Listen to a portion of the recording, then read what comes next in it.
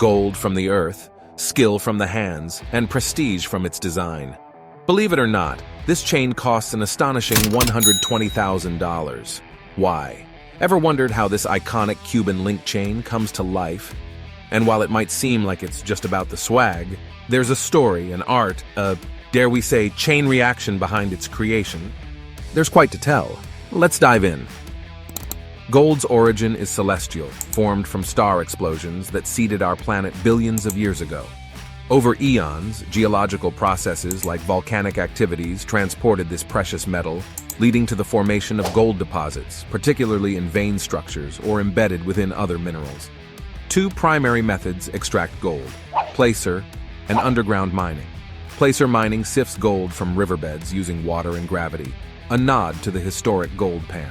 It's an ancient technique, reminiscent of the iconic gold pan. Underground mining, on the other hand, delves deep into the earth, targeting gold trapped within rocks. It requires sophisticated machinery and tunnels, making it more intensive and technologically advanced. While gold mining brings economic prosperity, it's not devoid of challenges. Gold extracted from mining, typically in the form of gold ore, undergoes a refining process to transform it into pure gold. Initially, the ore is crushed and then treated with chemicals, typically cyanide, to dissolve the gold. This results in a gold-rich solution from which gold is recovered. The purified gold is then melted at high temperatures and poured into molds, forming gold bars or bullion. Impurities are removed during the refining process, ensuring the gold bars contain a high percentage of pure gold, often 99.99%. Starting with the gold bar. The primary raw material is the gold bar, which can range in purity. The most common type used for jewelry is the 24-karat gold bar, representing pure gold. However, in many cases, gold is alloyed with other metals for strength and durability. Melting and alloying. First, the gold bar is melted in a crucible at temperatures over 1,000 degrees Celsius.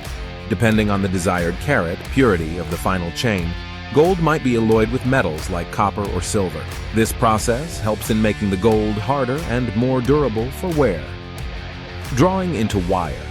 Once the gold is in a molten state and alloyed, it's poured into molds to form rods or thick wires. These are then pulled through a series of draw plates which have progressively smaller holes. Each time the gold rod or wire is pulled through, it becomes longer and thinner. Wire annealing.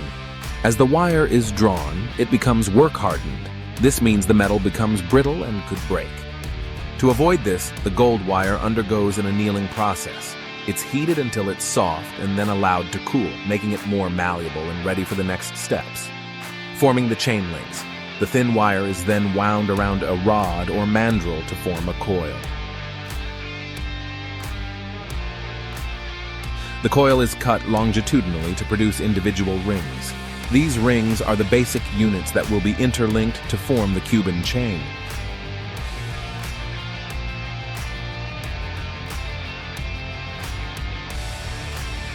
Linking the chain.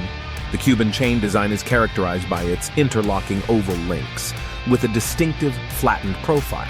To create this, each ring is opened slightly, threaded through the previous ring, and then closed. This is a meticulous process, and for a single chain, thousands of links might be joined together in this manner. Soldering. To ensure the links don't come apart and to provide added strength, each link joint is soldered.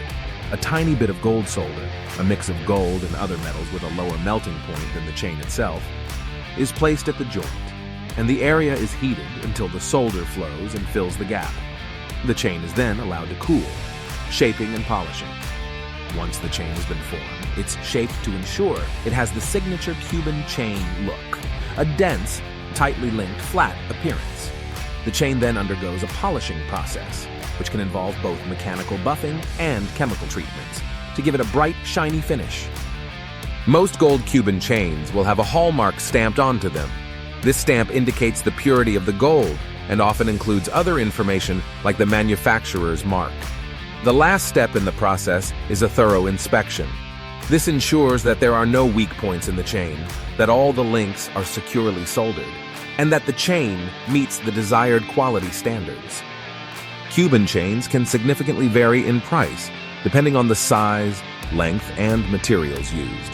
But the average cost for 100% real gold Cuban chains is around $9,500 and can go up to $27,000. Due to the oval link design of a Cuban chain, this accessory style typically requires more material to make.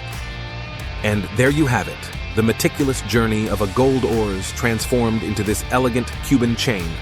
If you like this video, don't forget to like, share, and subscribe. Until next time.